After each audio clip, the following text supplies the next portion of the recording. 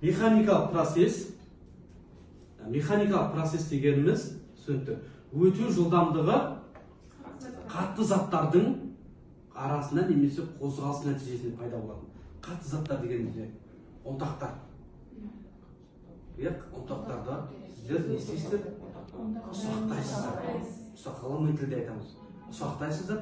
Ұсақтау үшін ол белгілі бір неге келу керек, формаға келу керек. Осы форма, осы қатты заттарды ұсақтап, ұнтақтау арқылы белгілі бір неге, оның негізгі мөлшері 0,1 мен 1 миллиметр аралықта болу керек.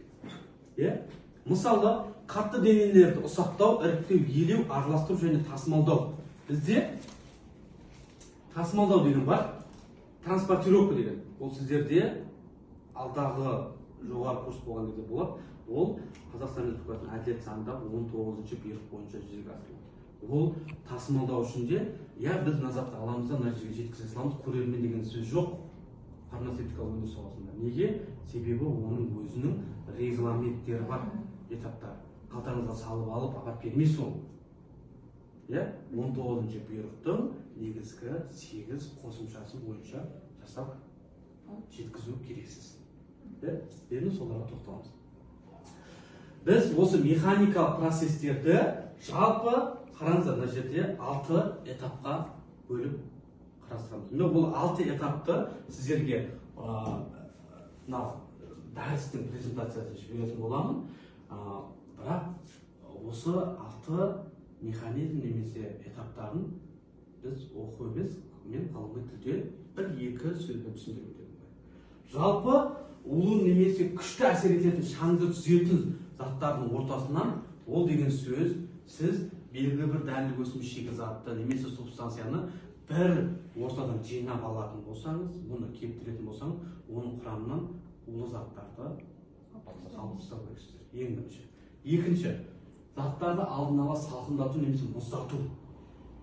Ол деген не үшін керек? Сіздердің заттарыңыз белгілі бір процеске, контаминацияға түсіп кетпеу керек.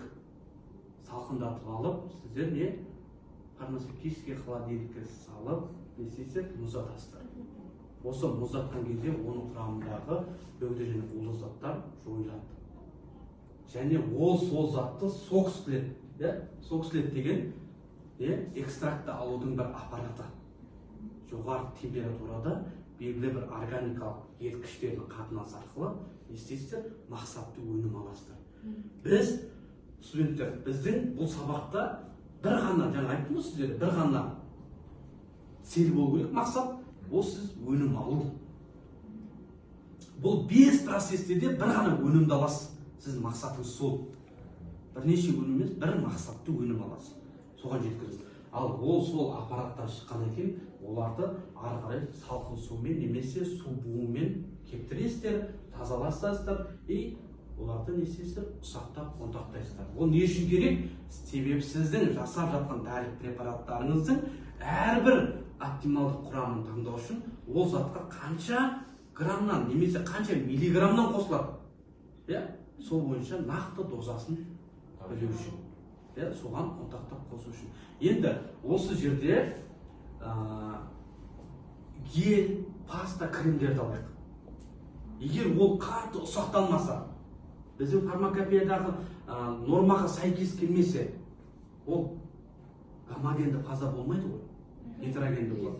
Құрамында қандай? Жаңа ұсақталмаған заттар қалып кетеді, әртекті болып кетеді. Яғни бір топқа келмейді. Топ деген жүйе. Аны қарай, бұларды ұнтақтау тәсілі бойынша, ұнтақтау дәрежесі бойынша, жұмыс инструменті бойынша.